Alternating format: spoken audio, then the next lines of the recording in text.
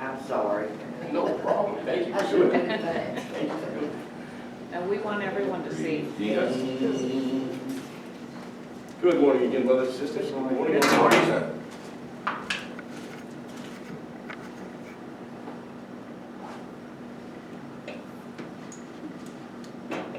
All right, I'm sorry, I kind of mixed up my notes a little bit last week, but I think I can do better this week. I'm still trying to overcome this public speaking anxiety.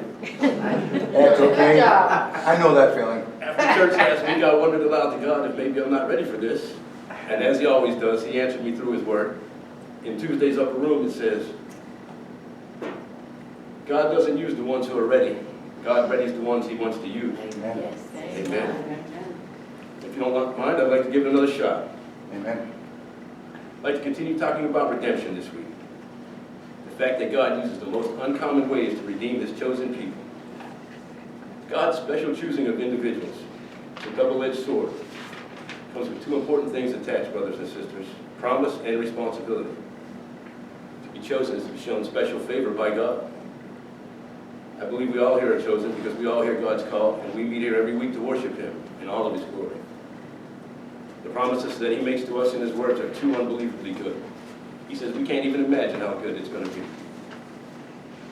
And also to his chosen comes great responsibility to live a life worthy of your true calling, to be held accountable. I'm going to recap just a little about last week, about some of the people that God chose to use to accomplish his divine purpose. I've heard it said that God must love stupid people because he made so many of them. And the first sinners turned saints, they took it to a whole nother level. They were repeat offenders. Adam and Eve, evicted from paradise for their bad behavior. Noah, drunk and disorderly. Abraham lied like a rug. He let his wife be taken in marriage by a pharaoh and a king because he was a coward who didn't believe God's agenda was as important as his. He had royal families inflicted with diseases and infertility for saying Sarah, his wife, was his sister.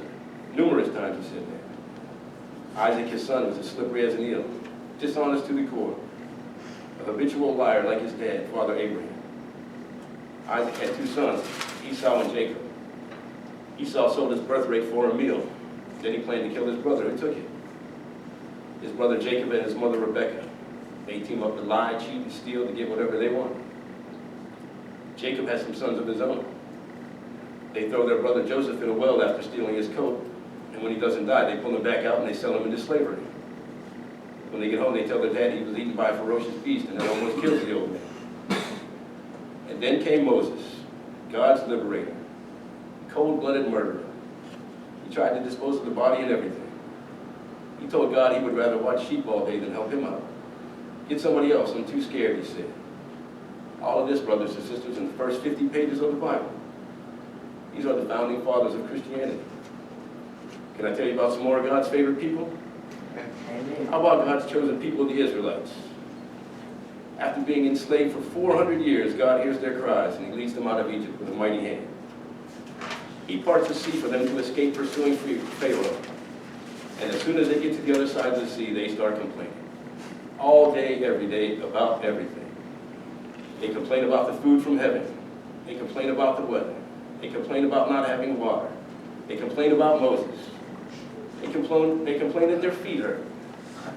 So you know what God does? He says, That walk was it off. yesterday. Walk it off. For 40 years they walked. Do you know that they walked through some of the most rugged terrain, the roughest country in the world, mountains and deserts? And the Bible says the clothes of their shoes never wore out. In 40 years, their clothes of their shoes never wore out. Well, they keep complaining until they make God really angry. When Moses is ascending Mount Sinai to get the 10 Commandments from God, they get Aaron's brother, Aaron, who would go on to be God's high priest, to make a golden idol for them. He collects all of their gold, and he throws it into the fire, and a golden calf comes out. He didn't form this golden calf. He didn't, weld it or braise it. He threw the gold into the fire, and the golden calf came out. When Moses came down from Mount Sinai, he lost his mind. He shattered the stone tablets with the commandments on them that God had personally written for him. And then this is good. The Bible says he threw the golden calf into the fire, ground it up into powder, and made the Israelites drink it. Really. Wow. Genesis 32, 25 through 28. Moses saw that the people were running wild, and that Aaron had let them get out of control. And so they had become a laughing stock to their enemies. We're talking about running around naked with lampshades on their heads. So Moses stood at the gate, and he said, "Whoever is for the Lord, come to me now." And all the Levites rallied around him. Then Moses said to them, verse 27, "This is what the God of Israel says. Each man should strap a sword to his side. Go back and forth through the entire camp, killing your brother, your friend, and your neighbor." The Levites did as Moses commanded, and that day about 3,000 of the people died. Wow, their own people. What would you do if Pastor Mike comes back and says, "Brothers and sisters, let's strap up. We're going to kill sinners. Your brother, your sister, your neighbor." That's some serious stuff. God was so angry after the golden calf incident that he sent an angel to guide the Israelites. God said, "I will not go with you, because you are stiff-necked and stubborn people, and I might destroy you on the way." He said, "If I were to stay with you for only a moment, I might destroy you." Ouch, only a moment. God then left them, but he didn't forsake them. Another time when they rebelled against him in camp, he sent poisonous snakes into their camp, and many people died as a result of that. When the people rebelled against Moses, God caused the ground to open up. They fell into the earth, and everything they owned, their livestock, their tents, their children, gone, erased from the face of the earth. So they complained some more, and God made them walk some more, brothers and sisters. It's exactly 263 miles from Cairo, Egypt to Jerusalem. Yet it took them 40 years to get there. 263 miles. God made them walk 40 years to get there. He made them walk until an entire generation died out. God said to that generation, "Because of your complaining, you will not see the promised land." Eventually Moses brings them to the brink of the promised land, a land of milk and honey. And then God tells Moses, "Send some men out to explore the land." Numbers 13:31. What the men who had gone up said, "We cannot defeat these people. They are stronger than we are. This is too much for us." And they spread among the Israelites a bad report about the land that they had explored. The land that God had promised to them, their promised land. He said, 40 years, let's just walk away from this. It's too tough.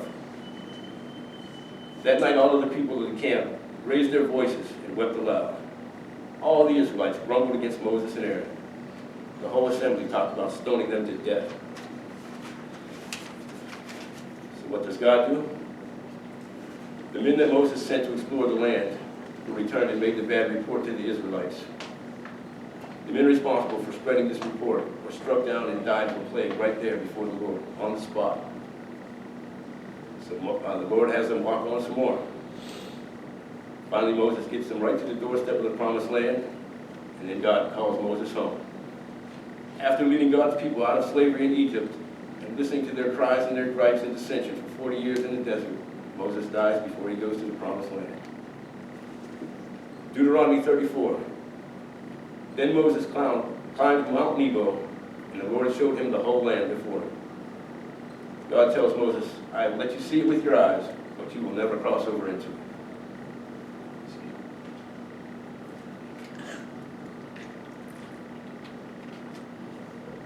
So then Joshua, he's chosen to succeed Moses. God tells Joshua, "As I was with Moses, so will I be with you. I will never leave you or forsake you. Get these people ready to go into the promised land, Joshua. Last stop, let's go." Well, Joshua secretly sends out 2 spies. "Go and look over the land," he says, especially Jericho, because it's fortified. So the spies go out and they go into Jericho, and they enter the house of a prostitute named Rahab. Rahab took the spies in, but the king heard of this, the king of Jericho, and he sent a spokesman to Rahab's. He said, "Bring out the men who have come here and entered your house. They have come here to spy out our land." But the woman had taken the 2 men and hidden them in the roof. She said, "Yes, the men came, but when it got dark and they were about to close the city gate, the men left." She said, "If you hurry, you can probably catch up to them." So they took off to chase down these 2 spies who were actually hidden in the roof of her house. As soon as they closed the city gate and it was dark, she let them down out of the gate. She let them down on a rope over the city gate because her house was built into the gate. why would this woman, a prostitute, risk her life to hide these spies from another country? She had never met them. She didn't know them. She didn't know them anything. She went against her own people and her own king. Why would she do that? Well, in Joshua 2:9 it says, Rahab says, I know that the Lord has given you this land, and that a great fear of you has fallen over us. All who live in this country are melting in fear because of you. We have heard how the Lord your God dried up the waters of the Red Sea for you when you came out of Egypt. Joshua 2:12 continues, Now then, please swear to me by the Lord that you will show kindness to my family, because I have shown kindness to you. Give me a sure sign that you will save us from death. Our lives for your lives, they assured her. Tie a scarlet ribbon around your window, and we will spare you. So she helps them to escape, and they go back and report to Joshua. And he says, let's go, we're going. So God tells me you need to walk some more. Walk to Jericho and walk around the city once a day for 6 days. On the 7th day, I want you to march around the city 7 times. Then have 7 priests blow 7 trumpets. Have all the people give a loud shout, and the walls of Jericho will come down. Then everyone in that city must be killed and destroyed. Only Rahab the prostitute and all who were in her house shall be spared. It says that the Israelites destroyed every living thing in Jericho with a sword. Men and women, young and old, cattle, sheep, and donkeys. It was a bloodbath. Joshua said to the 2 spies, Go to the prostitute's house and bring her out, and all who belong to her. Then they burned down this whole city and everything in it. Joshua 6:25 says, But Joshua spared Rahab the prostitute with her family, because she hid the spies that Joshua sent. Not only did they spare her, she and her family went to live among the Israelites. They actually took them in. A prostitute from among the enemy, chosen by God in his master plan to help his spies get his people to the promised land. Rahab was spared from certain death. She was redeemed. Another woman in the Bible who was redeemed for her faith was named Ruth. She was from Bethlehem. There was another great famine, and another family leaves Bethlehem so they can go and survive. Naomi, her husband, and her 2 sons. Shortly after they leave Bethlehem and get to Moab, Naomi's husband dies. She's left alone with her 2 sons. Her 2 sons marry Moabite women, Orpah and Ruth, and after 10 years, both of the sons die. So now Naomi is alone. She's in a foreign land, she has no one. She decides she's going back to Bethlehem. She tells Orpah and Ruth, go back to your families, go back to where you belong. But Ruth refuses. Where you go, I will go, she tells Naomi. Your people will be my people. Your God will be my God. Where you die, I will die. So they go back to Bethlehem with nothing. Naomi tells Ruth that she needs to go glean in the fields. To glean means to go into the harvest fields after the harvest and pick up the leftovers. It was a law in that time that the gleanings would be left for the poor. So that was how they survived. While Ruth was there picking up these scraps, she meets a man named Boaz. Boaz is the master of the harvesters. Well, he falls for Ruth, and they're married shortly thereafter. And the reason all this is important is because this starts the royal line of Israel. Ruth came from a widow in a strange land to gleaning for food. Now she's married to Boaz, and she's having a son. That son, Obed, is the grandfather of King David, the royal line of Israel, from which Christ himself descends.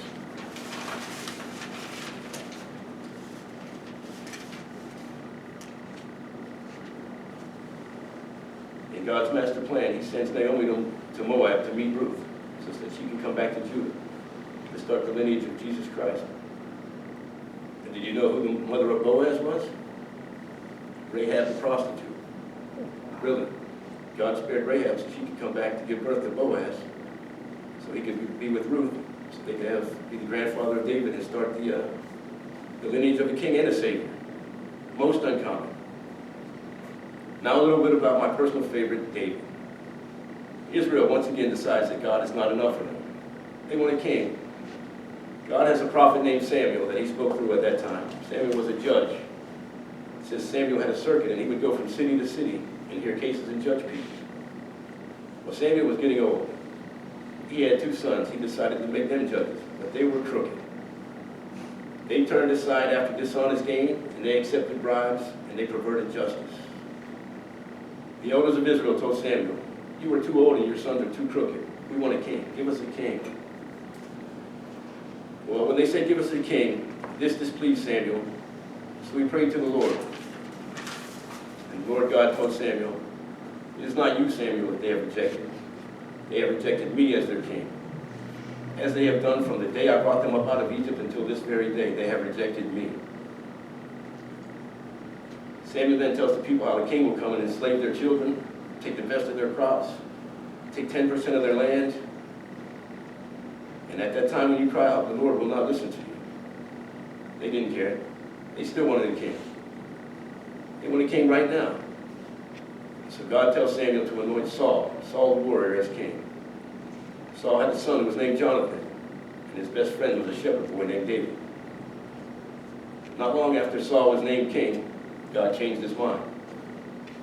Very rarely does God feel that he's made a mistake, but in 1 Samuel 15:11, God said, "I am grieved that I made Samuel king, because he has turned away from me, and he has not listened and carried out my instructions." While Saul was still the king, God sent Samuel to Bethlehem to see Jesse. God told Samuel, "I have chosen one of his sons to be my new king. Go and anoint him for me." Well, Jesse had 8 sons. God passed over the biggest, the strongest, and he chose the youngest, David the shepherd boy, still a kid. How is this kid going to go from a shepherd boy to being the king of Israel? Well, first he had to serve Saul. 1 Samuel 16:14. Now the Spirit of the Lord had departed from Saul, and an evil spirit from the Lord tormented him. An evil spirit from the Lord. I didn't even know that was possible. But yes, God sent an evil spirit to torment Saul. So Saul's attendant said, "We need to find Saul relief. How do we do that? We need to find someone who plays the harp. Harp music would relieve him there." So guess who plays the harp? David. They bring David in, and David and Saul become friends. It says Saul loves David, and he gets relief from his harp playing. David becomes his armor bearer. Along with the Philistines and their champion Goliath, here they come. Well, Goliath was over 9 feet tall, and you know the rest of the story. Ruddy young boy kills giant warrior with a single stone to the forehead in the name of God. David becomes an instant national hero, and Saul becomes old news. Saul is jealous. He then gives David his daughter in marriage so that she may be a snare to him, and so that he could use his own daughter against David. When Saul realized that the Lord was with David and that his daughter loved David, Saul became even more afraid of him. He remained his enemy for the rest of his life. Saul feels threatened. He determines that David needs to die. God has left him. His daughter and his son love David, the man who he hates the most, and David is coming for his crown. He feels that he's losing everything.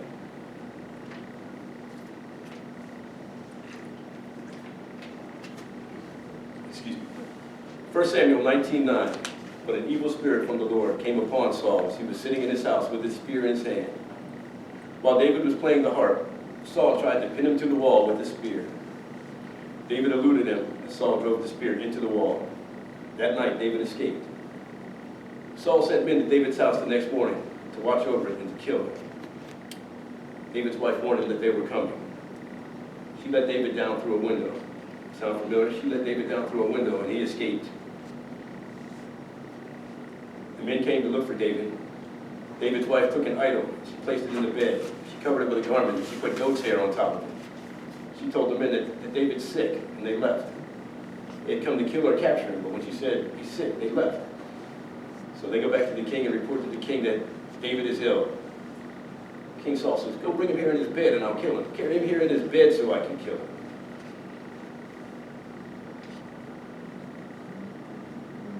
Now David is on the lam.